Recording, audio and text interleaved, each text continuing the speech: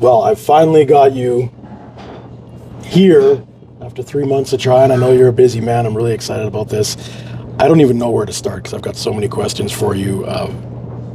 We've done a few things over the last 16 months since we've met. How would you like to be addressed during this? Because obviously you're a professional, you're a doctor.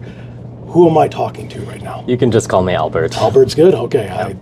When I'm sitting with professionals, I like to use their designation, not out of bragging, but it's just the respect for. The society's lost the respect for people who have earned it through education and effort, because we want to try and equalize everyone, but the effort was never equal. So if you say Albert, it's Albert. Yeah, that's It'll always be Dr. Who to me, but if you're saying Albert, that's fine. Cool. So you know how we're going to lead into this? I'm going to make a few people laugh because explaining how it is that you and I met is kind of amusing. Your wife had actually followed the page way back since the pandemic, 2020. Always a follower, always asking questions, always, just in the background, but apparent in the background. And then over the years, she actually became a member and then said, you know what, I'm going to take the leap of faith and I'm going to join what they're doing globally. And then I got a message from her saying, my husband's a little skeptical about this. Would you be able to talk to him? And I was like, hell yeah. What does your husband do? Well, he's a doctor, endocrinologist. And I was like, I know exactly how I'm going to use him. Let's do coffee. And you remember that one? It was so it was probably really awkward for the people sitting around us because there was this gentleman there, a very distinguished man. You're very calculated. You're very eloquent in the way you deliver your message, and you basically were there to debunk everything that we were saying because you're protecting your wife. What are you guys trying to do? Take her over to Dominican or Italy or something like that? So I said, cool, how about we do this? She's coming to the Dominican with us or wants to launch this brand. How about you come down? Your trip's on me, but I'm going to tell you why I'm going to use you, but I'm not going to tell you yet. And 2 months later, you were in the Dominican.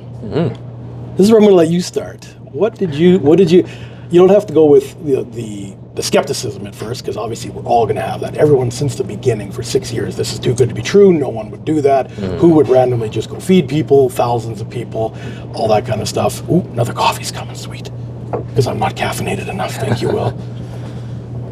Awesome. So then, when I finally got you out of the noise of Canada, heavily respected doctor, and I'm taking you to a third world country. Go. Yeah, I think my first thought was, like you say, this sounds a little bit too good to be true. It's easy to be skeptical of most things, especially nowadays. Half the people calling you nowadays are spam calls, people trying to scam you, talk you into some sort of subscription and, fool you into spending your money on them. But I think what was different in terms of my interaction with you was, I think first of all, you were very clearly knowledgeable about a lot of how financial systems worked, how our economy was trending, and you very clearly, offered to me the opportunity to come to the Dominican with you, along with my wife. Essentially, no strings attached. You didn't tell me, you have to commit to investing with us, buy a course. Put a deposit X on amount of money to get the privilege. Timeshares, exactly. Or whatever people think. There was no sales pitch. Granted, yes, there was a lot of mystery. I think that's just how you operate. But I kind of like that. You are the type of person who likes people to trust your ambition, trust your passion, trust what you have planned. And showing up in the Dominican and seeing what you had planned and getting to meet the people that you work with and hearing the tangible things that you had already done up to that point to build your empire, so to speak, was really eye-opening. It's much greater than me. I appreciate the way you're building me up here, but I'm a cog in a very large machine, so thank you. That sounded very nice. Yeah, and you have the bluster, but I think what I really like is that you have the humility behind it as well, and that's usually very clear once you get to know you. I am a little abrasive at first. At first. They come across very Italian. Don't run into me in the back alley. I get it. Yeah. But I think what really struck me was, I think your passion. You know, you're very passionate about a lot of things, and it was warranted. I mean, you're confident. You have plans, and you follow through with those plans. And a lot of what you told us on that trip to the Dominican, you know, allowed us to kind of see the inner workings of your mind and what you kind of had planned and what you were hoping to get out of bringing 10, you know, former strangers to the Dominican. It was like a Big Brother house. We just tucked you all in the V and like, go, let's see what you do. Exactly. Yeah, it was kind of like a social experiment, which I know you've brought up before on this channel. So I think just meeting you for the first time and getting the sense, first of all, that you were earnest, you were honest about your intentions with me. You didn't try to deceive me and say, oh, I'm inviting you, but my real intention is because I want to use you for this such and such reason. I mean, you were very open about that right from the start, and I appreciate that. And then following through with what you said, bringing us there, showing us what you do.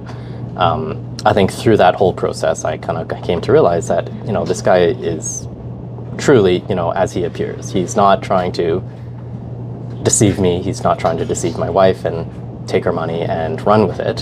He really, truly wants to make a difference in building a community, not only here in Edmonton, but also in the Dominican, and bringing people along so that he can kind of lift everyone else's ships, if that's the right analogy. Is that the rising tides? Yeah, yes, okay. yes, that's what it is. I hear so many different cliches. Yes. When did it? When you obviously you land there and like you said you're with a bunch of strangers. When did it make sense? Because what I tell people is, I can give you words here in Edmonton, but it doesn't make sense until it makes sense, and it happens at different times for people.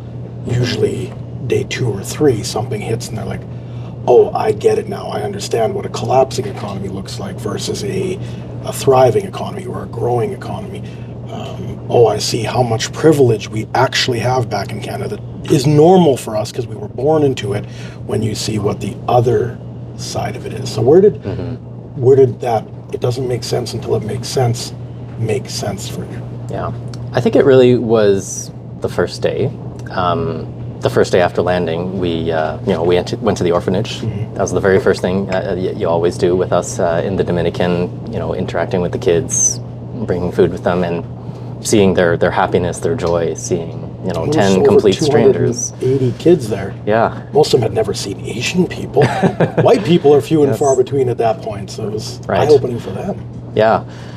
So starting out the day, doing that, keeping us humble, seeing where the locals are coming from, before we saw any of the money, before we saw any of the promise or the glamour of what could be, and then later in the day, getting to meet your partners, the people that you do business with, and getting a chance to speak with them and hear what you two, or what I guess 3 or 4 of you had built. Quite a bit more, yeah. Leading up to the launch of your brand. Yeah. And then seeing all of the work that went into that, and the plans that you had for the brand, I think was really eye-opening. And what did you think about the speed of the progress? Like, a lot of people, I think they're always, I don't have time to do this. Oh, it's so difficult.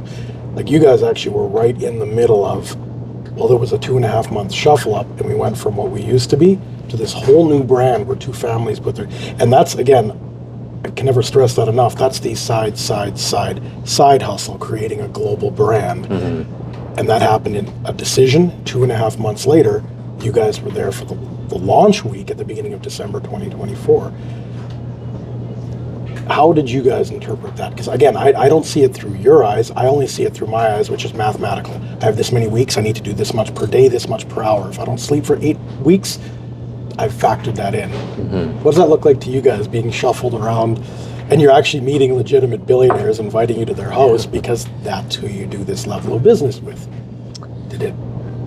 Are there words for that, or was it just, this is weird? It's kind of mind-blowing, to be honest. I think regarding the pace of, I guess, where you guys went from an idea to launch day, 2.5 months. I mean, to me, that sounds completely mind-blowing, but seeing the pace that you generally work at, you're all over the place, you have ideas, you see them through, and you have very excellent business partners. You know, we met, you know, your partners who launched the fashion side of things, and the other half of the brand. Other half of the brand. That's their name, yeah. And it's clear that they had put in a lot of work and blood, sweat, and tears into it, and you after see the level of their family. So when you combine family names, that's two heritages. You cannot make mistakes. You can't make promises that don't happen, because I have no problem admitting it. They're military. They're tied into a government. This is the admiral. You can't take a step back from that when you make your agreements, your promises to other people going forward. You can never under-deliver the moment you put your family's name on a product. Right. And we don't have a product per se that's for sale. It is a brand that's now being seen where it needs to be seen. You will never be able to buy something from it. And I think that confused everyone. Well, are you going to sell the chocolate or the rum or the wine or the coffee? No. Well, why would you develop it? Come find out, and we'll show you what real leverage is. Right. So it's did it to this day, does it make sense, really? I do get it. Like, I understand. There may not always be an immediately obvious logic to it, but it's part of your greater ambition, part of your greater plans, and sometimes leverage. And also sometimes, at least how I approach things, sometimes I just want to prove to myself that I can do it. Yeah. Which I really respect, because in my profession, obviously, as a doctor, you know, my day job is I go to clinic, I see patients, I treat patients, I follow up, I do teaching, I do research, but completely unrelated to all of that. As you know, what I pursued after the trip to the Dominican was a dinner pop-up. I was wondering if we were going to get to this. Those of us here. Please detail that process, because that's the best story. Forget about what I do. I know what I do because it's normal in my mind. The fact that you guys got together, because I'd leave you guys at the Via and I stayed with the family.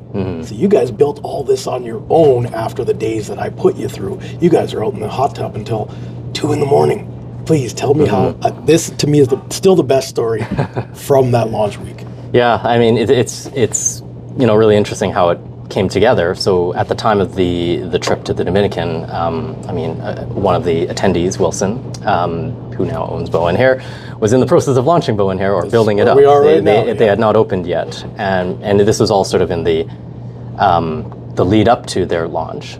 The discussions that we were having really kind of stemmed from Wilson's passion for Chinatown and how he wanted to build something within Chinatown as part of the community building and building revitalization of our Chinatown here in Edmonton. And as someone of Asian descent, obviously I have a connection to Chinatown as well. You know, there's a lot of Vietnamese family members that I have who shop here, and I enjoy patronizing Chinatown as well. And I kind of wanted to play a role in that too. So hearing Wilson's passion for that made me think, well, what can I offer to the efforts? And something that I've always been very passionate about is food, and particularly cooking, and specifically traditional Vietnamese cooking. Strict doctor went to food, huge smile. All that calculation in your mind that you could see you were very strict. You started talking about food, and the smiles came, and it's like, what's he doing? I need to see. So what did you do? Exactly, yeah. So, I mean, that's the difference between a passion versus a job. Profession, yeah. A profession. And I'm sure you're very grateful for the path you went, but the passion side came out of this. Yeah. And what does that look like? So, something that I've, sort of trained myself in is traditional Vietnamese cooking. I have a mother who is an excellent chef. She could have opened a restaurant, decided not to for the sake of our family. But in sort of learning from her and actually building a bit of a partnership with her, we started a Vietnamese dinner pop-up, sort of a tasting menu style, where we would serve tasting menus of 5 to 6 courses to a intimate group of people, and we would host it here at Bow & Hair. So that was my proposal to Wilson. He was all for it. This was, kind of the pilot of, I guess, what they do now, where they host events here. For any group who wants to host an event here, with the intention of bringing people to Chinatown, sort of building a community. 800 kilometers away, the idea came up. so that was really exciting. That was an idea that was born, in the Dominican as we were just hanging out in the hot tub after our days. And when Boa and Hare finally got to the point where we could host events, I had our first event here at Boa and Hare around March, I think it was 2025. It was an intimate group. It was March 11th, 2025. You remember the exact date? I don't even remember that. The reason I remember is because it meant a lot to me. You delayed the pop-up because we took the brand from the Dominican trip. 55 days later, we had a fashion line that we walked in Milan Fashion Week. And you asked if the original date was going to work at the end of February, and I said, sorry, I'll be in Milan. You texted back 5 hours later, how about March 11th? I'm pretty sure it was the 11th. And I was like, you just moved your first one? For me, I was like, I'm canceling everything else to make sure I'm there. I had my obligations, but that's why it was, I'm like, this came out of that. I'm like, I'll be there. And that food was amazing. Met your mom. You told a story for each, you had, I think, 5 dishes. And each one had a story with it. And I just, to me, and you've seen what we do. The most important thing is the sharing of food. And if it comes with knowledge, there's no greater interaction between people, because since the beginning of time, the fundamental understanding between humans is you feed someone who needs it. If there was a weary traveler, it doesn't matter what country you were in, if there was a weary traveler that knocked on your door, you'd offer them food, some water, and a place to sleep, and in the morning they go on their way. We've lost that nowadays. So when I see you guys creating something where anytime we talk about food, the whole table smiles. We could be talking business, we could be talking anything else. The moment food comes up, what are we having? Exactly. That was, to me, that was awesome. That was the best thing that came out of something that had nothing to do with why we were there.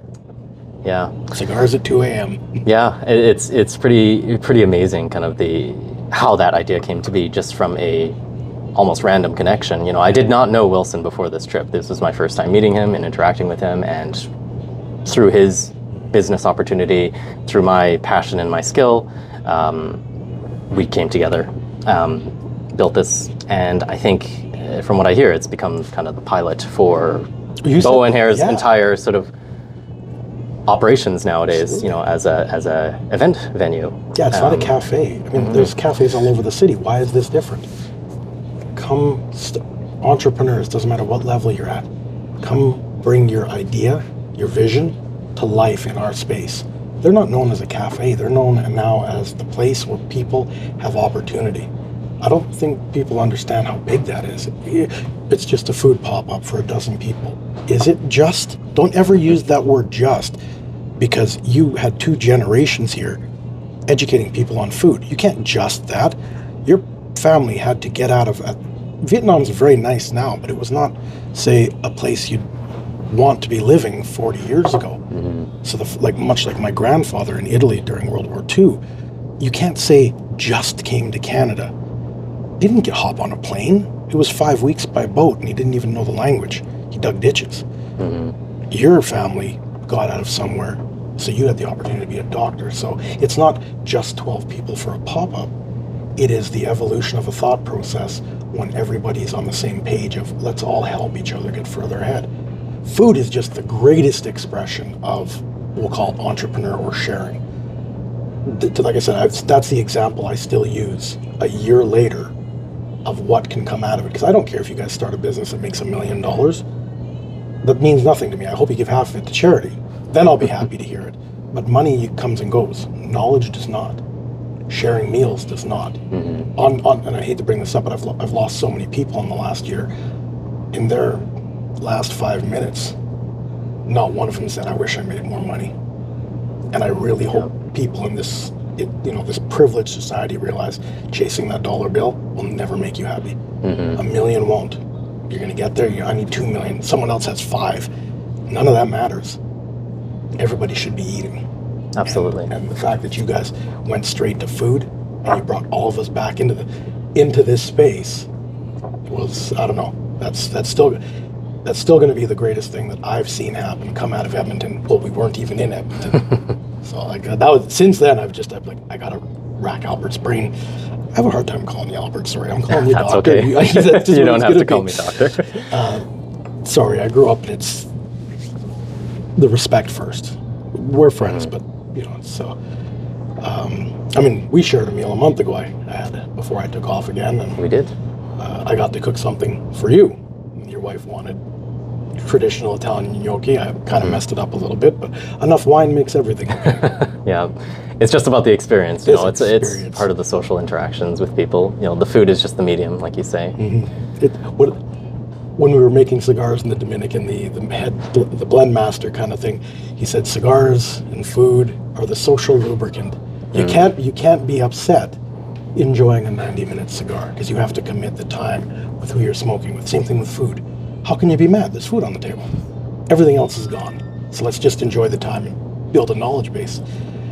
I'm actually really happy you went that road because I want to put you on the spot.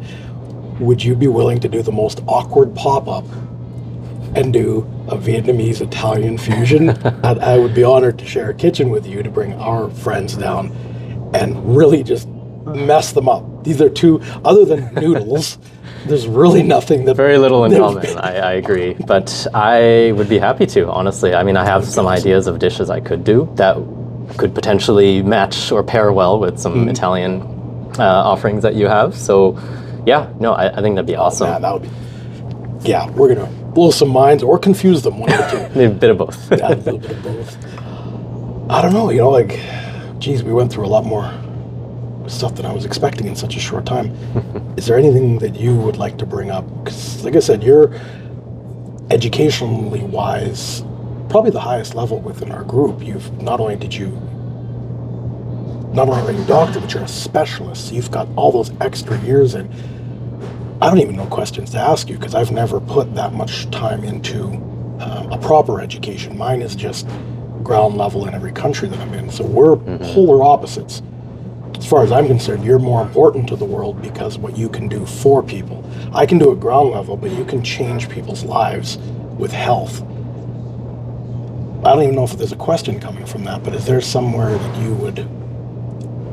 Have you changed your approach at all in the last year and a half since we've met, or is there something that you have added to your life because of our interactions? I guess first of all, just about your comment about me having more to offer to the world or being more important, I don't agree with that. I think everyone has value. I think everyone has value to the world in their own way. Everyone has their own set of skills. Everyone has their own passions that they can offer and bring to society. And I really respect, people from all walks of life, which I really respect about your group in that you have not discriminated. You have not specifically chosen only doctors and lawyers and engineers and people who, are high value or people who are, of a certain background. I really respect that you have sat down and met with, as you say, thousands of people who have messaged you through the Instagram page and gotten to know them. And yes, maybe through their character or through other values, there might have been disconnects, but you never screened them out because of their background. No, I don't remove people. People have to remove themselves. If they weren't going to come help in the community in Edmonton, I don't want you where I am around the world. We've got enough problems here. So if you're not helping here, if you're not going to build an Edmonton community, I definitely don't want you where I've assembled people that really want to build the opposite of what this collapsing society is. We want the opposite of that. And you can't bring selfishness from what's collapsing into the opposite of selfishness somewhere else. Yeah. Okay, you brought that up, so now I want to kick it back to, do you remember when we sat down for that first coffee, I said, I already know how I'm going to use you, and this is what's going to be weird, because you'll never meet someone more transparent for me, but I didn't tell you where. Did it make sense when we got to the Dominican? It made more sense, and then it started to, I definitely started to kind of understand your vision once you talked about your idea of building a medical facility in the Dominican to offer high quality healthcare to the locals and the workers who contribute to their society. So I think once I heard that, I was like, yep, I'm all for it. I think that's a very reasonable, just cause to kind of commit my efforts to, and I'd be happy to contribute to that sort of objective, for lack of a better word. Because and that's the thing, in North America, we like to segregate ourselves to lower, middle, upper class. Like, who decided that word should ever exist? That's a very privileged word to be able to separate people based on income. in third world countries. They have true equality. No one has anything. So if we're working with them, because we need them to do the labor. Most other, we'll call it entities, will use that cheap labor to create a bigger spread on profit for them and take the money off the island and just leave. We've been working with the government and Chamber of Commerce to up the income level for the laborers and leave all the money there. So at the same time, if they're giving us their sweat equity, we have no problem housing them, feeding them, but then the healthcare comes in. And I can build cubes. You guys know that my life is just cubes around the world, whether they're gold cubes, silver cubes, concrete cubes. It's very boring. People think it's glamorous because they can put a perceived dollar value on it. Really, it's just different cubes. When there's people who can change people's lives with health, I can't do that. I can build a cube for you to stay in if you want to give us a month or two a year to come and help people. But I'm not a doctor. I wouldn't know how to help people medically. And like you said, everybody's got a cog. Some engineers. Oh, what can we build down there for maybe clean up the water coming out of the water table? Or someone who's really good at building industrial process. We don't want to litter on the island. We don't want to make it dirtier because we're there. Can you create a process that recycles plastics? Because in third world countries, as you've seen, glass bottles and plastics just go in the ditch. Doesn't matter where in the world. How about we clean up the island while we're there? And we've got guys in the group that are willing to do that. Guys and girls. Sorry, people. I shouldn't go gender-wise. That's okay. So there's everything, because a properly run, if we bring it back to North America, a properly run Fortune 500 company knows that the janitor is just as important as the CEO, because forget what people think they know about a CEO. That CEO scrubbed toilets 40 years ago. A good CEO does not look down on the people working their way up in the company. That I don't know where that came from. It looks good on social media when you hate the wealthy or hate corporations, but if you've ever been in a corporate structure, the CEO isn't just someone's drinking buddy. That person's responsible for hundreds or thousands of jobs. They have to make decisions like that. They do not treat the janitor poorly, because the janitor literally keeps everything. Morale starts at the janitor.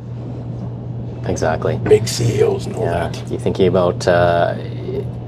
about the strikes in France. Whenever the government makes a bad decision for the company or for the society, you'll see garbage everywhere. That's the first thing you see in every neighborhood, the wealthy neighborhoods and the poorest neighborhoods.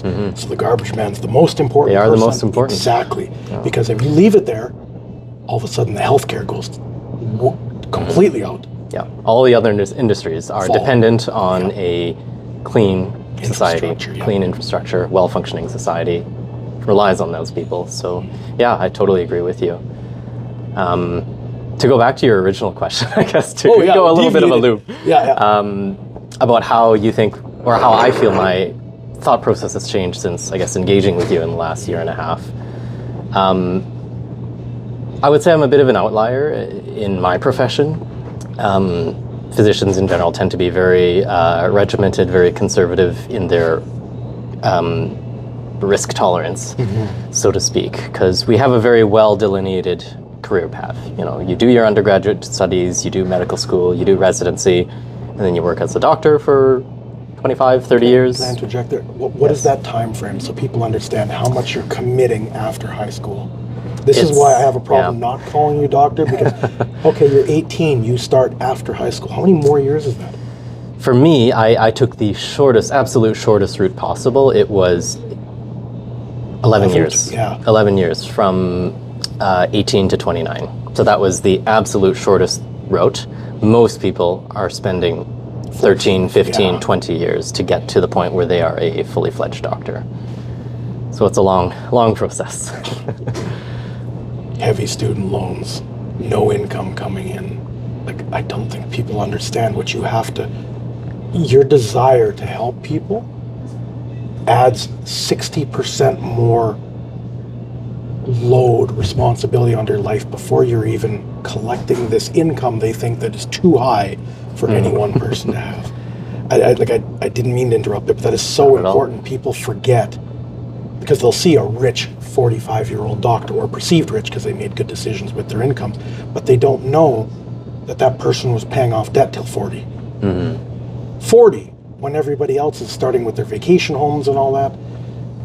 Oh. Yeah, it's. I think the sacrifices that are required and the delayed gratification is really something that, unfortunately, all of us physicians have to accept.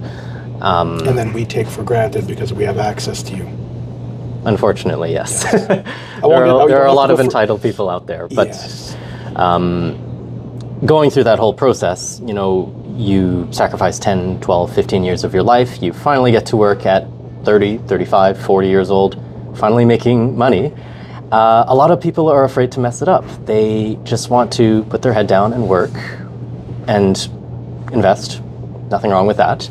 But they don't really sort of go beyond that. They don't seek other ambitions. They don't necessarily want to start other projects.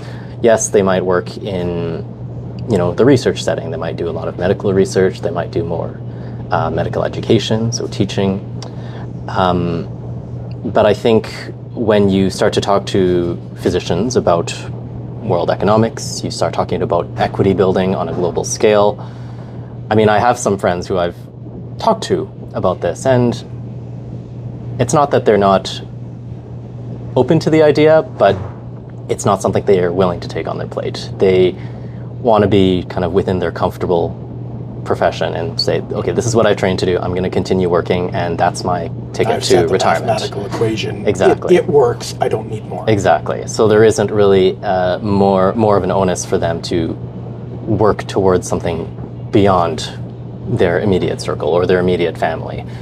So I think what has sort of changed in my approach is starting to think more about, first of all, setting myself and my family up for, you know, future comfort and setting future generations up for success through equity building.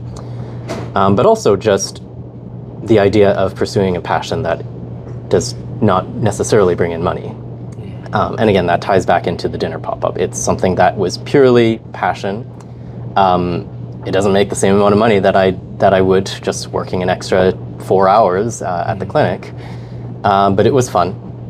It was something that I enjoyed. It was something that celebrated my culture and the path that my parents took, leaving Vietnam as refugees, coming to Canada, starting from scratch, and for my mother specifically, spending 30 years of her life raising me and my siblings.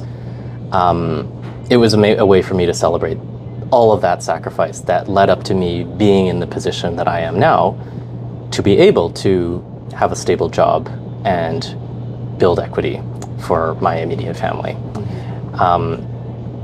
So I think my worldview has changed a little bit in that sense, in that I am starting to see kind of the greater picture, and I'm not necessarily happy just putting my head down and working till I am 60 or 65 and then retiring.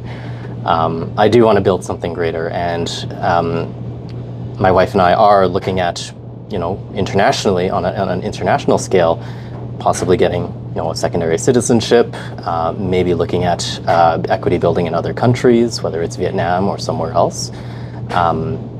I would never have thought of these things to begin with if I had not met you before this. So I think I really am grateful for the insight that you've been able to just the sharing of share with knowledge. us. And then I can reverse that, just the Uno reverse card. The fact that you had offered, well, we're going to Vietnam, would you like to see where I grew up? I've always wanted to go to Vietnam. If I was to, and I'm Italian, so I'm not taking anything away from Nonna, but if I was to, leaving Italian food aside, my two favorite cuisines are Vietnamese and Indian. And the first thing I said was, I don't care about the business. Just show me where there's some good food. I want them to make it. Oh, there's a lot of good food in Vietnam, that's for sure. So when you'd made the invite, I was like, you know, I started thinking about it. Internally within our group, we've got 6 or 7 people of Vietnamese heritage, and they're all entrepreneurs. And I don't think that's a coincidence either. No, you guys are so industrious. You can take anything. Because having been born here, I watched the shift in the 90s where the families started coming over. And originally there was maybe a bad stigma around because you had a lot of the gangs and stuff like that because they came over, they didn't know the language, so maybe they were more on the street. But within one generation, now we have doctors, now we have engineers, now we have lawyers. And that's only 1.5 generations. It's 2026. I was coming out of high school in the late 90s.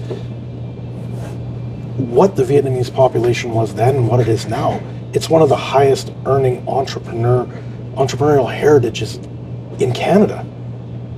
Like, why? Like, is it because you guys see opportunity better? Like, is that what there was nothing back home? There's nothing but opportunity here.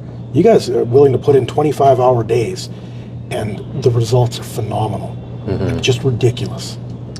I think a lot of it comes down to, in my mind, I kind of frame it as hunger, not just literally, but figuratively as well. So people who come from not as well-to-do families or who have been displaced, gone through the process of becoming a refugee, starting out in a new country with nothing, of course there's going to be physical hunger. You know, you don't have the money, you don't have the means to support yourself in those early days. But also figuratively, the hunger to not only put yourself in a better position, but to set your future generations up for success.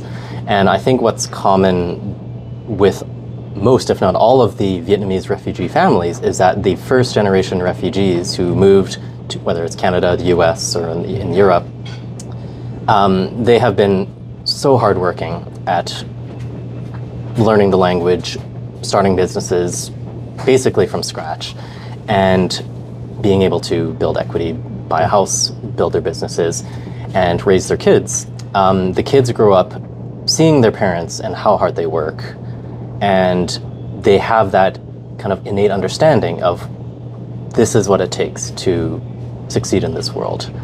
They're not sitting back, they're not resting on their laurels and hoping that, you know, daddy's will has, you know, the entire family estate set to be inherited.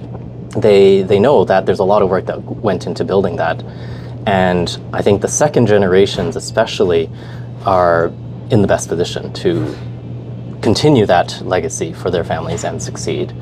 Not only because they have some capital, they have their basic needs met, but they have the ambition and the understanding of what it takes. And I think that's why I say it's not necessarily a coincidence that in your group there are, you know, a good number of Vietnamese, second generation Vietnamese, who have that very entrepreneurial mindset, are really open to this idea of equity building with you and are working hard to achieve that. And they're some of the most giving people. We find a lot of selfishness in North American culture.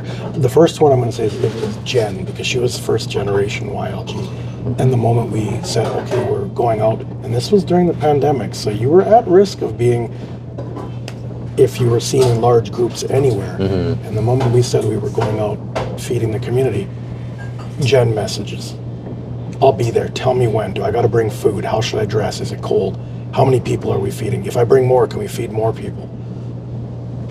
Her, Pat, and Cam, right from the beginning. So and it's just, but like she was that original one.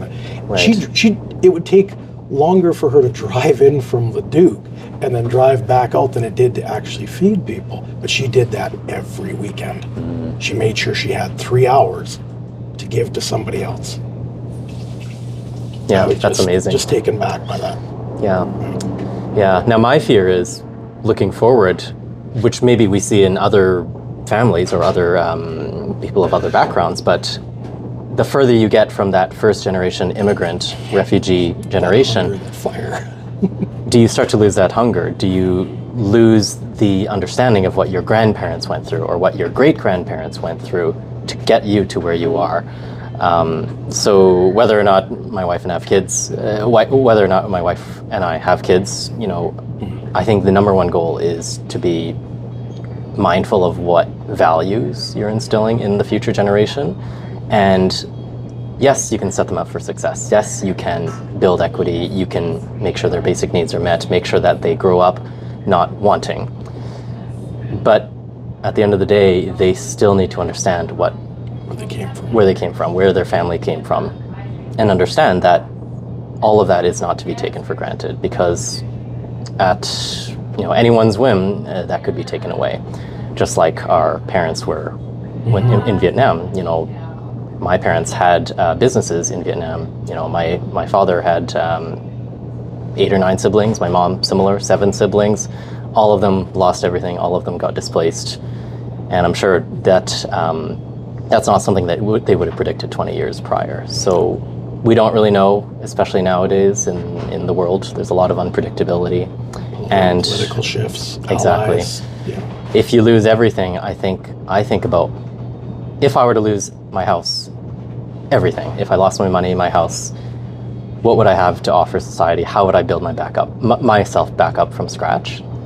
And that's how I want to position myself in the future, and not just be happy just doing my work and just putting my head down, because none of that is guaranteed. I think it's important to have tangible skills. For me, yes, healthcare is part of it, but I think cooking, as in, everyone needs food. This is true. That is a very important skill. My wife, Sylvia, she is an excellent person to... I joke that if we were in an apocalypse, she is one of the people you'd want on your team. Oh, she'll survive. She can survive. She can forage, she can garden, she can grow food, she can sustain an entire community probably with her skills, and train future generations to do that. And homemade sourdough bread. So those are the people I want to associate with. Those are people that I think you want on your team. And that's how I want to position myself in our greater society as well. So breaking off something you had said just there, where you said, if I lost my house, this has nothing to do with that, but I want to bring up the fact that when you had invited me over to your house, and I shouldn't have to say it like this because frugality should be in everyone's nature, you had the kind of house that everyone should. You have a bungalow in an older neighborhood. So you got a big lot, and what is it, an 1,100, 1,200, 1,300 foot house? Something like that. 900 actually, 930. So it's under 1,000. So under 1,000, yes. And this is someone who could, by profession, the bank would be like, pick a number, go get whatever mortgage you want. And I'm looking at this house, which is what I've been trying to explain to the young entrepreneurs. Don't let that lifestyle creep come in. You don't need an $800,000 house just because the bank says mathematically you can make that payment. Right off the bat, when I got there, I was just, okay, everything that I've been believing about your family unit is even more strengthened by your choice in houses.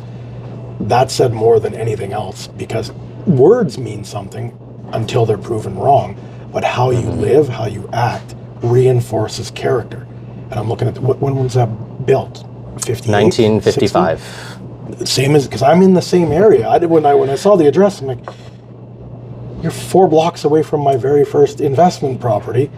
I was not expecting that. So I was kind of at the beginning expect, oh, it was a tear down and you built $1 million house like every other Asian doctor does. Let's be completely honest, with elevators. I'm not criticizing it, because if you're far enough in your career and you're probably got your parents there, or you've got, there's nothing, I'm just saying the perception of rolling up to a house and I'm like, wow, that's the house I tell everyone else to get. But everyone else with less income has bigger houses. That just solidified everything. I was like, okay, cool, we got to keep working together. If it's only just to share the character of people that build a future, because you can't have a future without making the best decisions today. And if you're going to go into debt, that future you're talking about, building equity, doesn't come if you don't start making the right decisions here. It's not going to get better if day one isn't there. Day 1,000 doesn't happen without day one. And I'm just sitting there like, cool. I'm working with this guy. This is awesome. We're going to make people, we're going to feed people, and they're going to be healthier, and we're going to go all around the world and not pay taxes. There are tax-free zones in the world. It is legal. I'm just making a joke. So I don't know. I told you it would be about 25 minutes, and we're already at like 43. It's okay. So I do appreciate your time. I'd love to have you back on after we cook for everybody. Maybe add some of the clips from probably making a mess in the kitchen. Because these probably Italian, I don't know how clean creating Vietnamese cuisine is. Depends. Italian is not. Some of the dishes I'm thinking of can be a little messy. There can be some splatter, for lack of a better word. There's going to be flour and sauce everywhere. That's the only way you know you're enjoying it. Yeah. So, appreciate your time. It's a pleasure. Doctor.